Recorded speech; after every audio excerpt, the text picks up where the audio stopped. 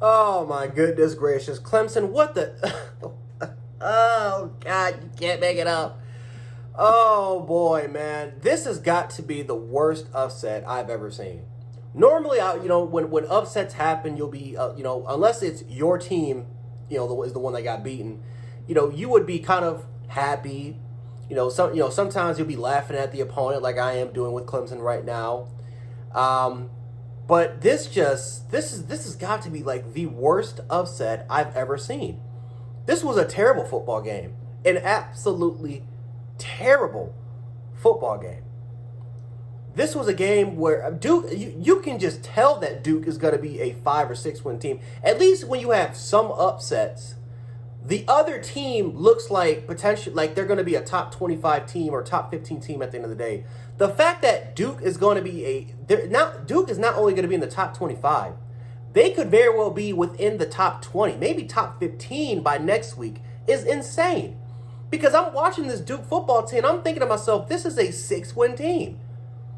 They can't throw the football. I mean, like I said, they can't really throw the football. Their offensive line is too goddamn small. They're not really opening up a lot of those holes. The quarterback is missing easy reads. Receivers can't get any separation. I mean, it was horrible to watch. But on the other hand, it's kind of crazy to me because Clemson, again, very similar to yesterday, where LSU had so many opportunities on the goal line to score points. Like they left 21 points on the board. The same thing happened with Clemson. They had back-to-back-to-back turnovers. They had a missed field goal involved in it as well. And we almost had a situation where we had almost, 3 turnovers? Technically, one of it was a turnover on downs because Cade Klubnik decided to slide right before getting the first down when it was fourth and 10. And unfortunately, the Duke player ended up getting the Duke linebacker, whoever number 35 is, ended up getting a targeting call because he thought that Cade Klubnik was going to try to go for the first down, not try to go for the slide. Hell, I would have tried to went ahead and tried to go for the targeting.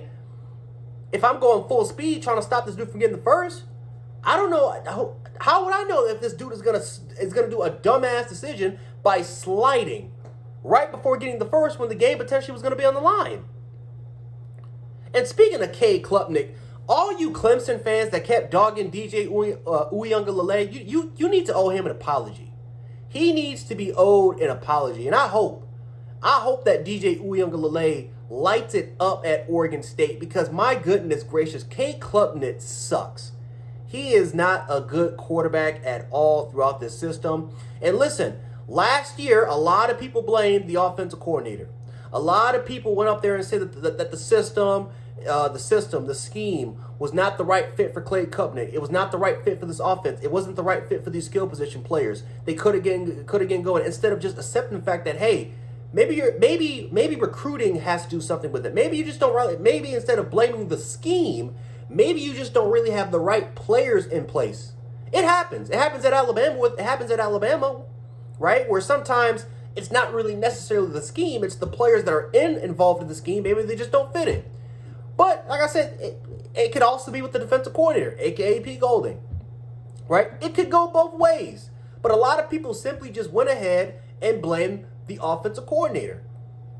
So what did they decide to do? They decided to say, you know what? We're going to go ahead and get Garrett Riley, the younger brother of Lincoln Riley, one of the best offensive minds in college football. And he's going to come in here. He's going to fix Cade Klubnik. He's going to be Cade Klubnik is going to be more mechanically sound. He's going to be more technically sound. He's going to go ahead, and Clemson's going to be back potentially being a playoff contender. And what happened? The first game with Garrett Riley on the sideline, so he's not in the box. He's on the sideline, on the field coaching with Cade, so we can get right in his ear. Cade Klubnik had a shitty-ass game. A horrendous game.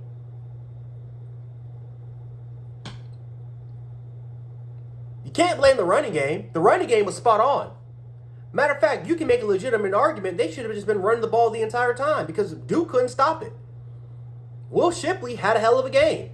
Had over, 5 or 6 receptions, had over 100 yards rushing. Phil Maffa went ahead, had a huge 40-plus yard run. The offensive line was opening holes.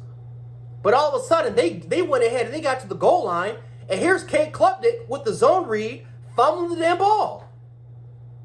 Just turnovers on the goal line.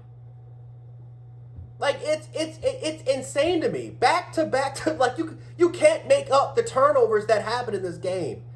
And it was too much. It was too much to a point where when the score was 28-7, when that final interception came, Clemson just gave up. They gave up. Like, you watched the life just get sucked out. No, I'm sorry. After when Duke scored after 20, I mean, of course, I'm not, the interception, we got to count that as well. But after when Clemson didn't get that conversion, you just saw that the life was sucked out of them. Like, they just didn't care anymore. Like, they wanted to move on. I literally watched Clemson quit on the football field. It's bad enough that you lose to a legitimate 5 or 6 win football team, but the fact that you got blown out and they made you pull a Roberto Duran on the football field, that's a shame. They made y'all say no mas. No mas, Chico. No mas. That's a damn shame. Absolutely a damn shame. Listen, I'm not one to sit up here and say that Clemson's era of dominance is over. I'm not going to be one of those people because I don't want that jinx coming back to my football program, the great Alabama Crimson Tide. Because right now we're fighting to try to keep our dynasty afloat going against those Georgia Bulldogs. But my goodness gracious, it's not looking good. It's not looking good. And I'm not going to say it, but I know some of you guys in the comment section will say it. I know a lot of people in college football fandom on Twitter and on Snapchat, TikTok, every single social media space, they'll say it. Because my goodness gracious, it does not look good.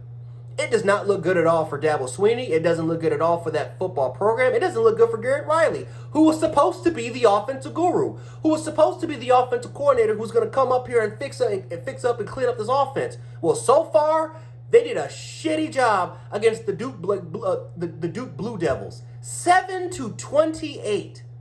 It's bad enough that you lost to a 5-win football squadron. But to not only score 7 points, and you're supposed to be a top 10 football squadron, but they made you quit. They made you quit in the fourth quarter. I've seen a lot of upsets. I've never seen anything like this. This was another level of upset. It looked like it was the end of something.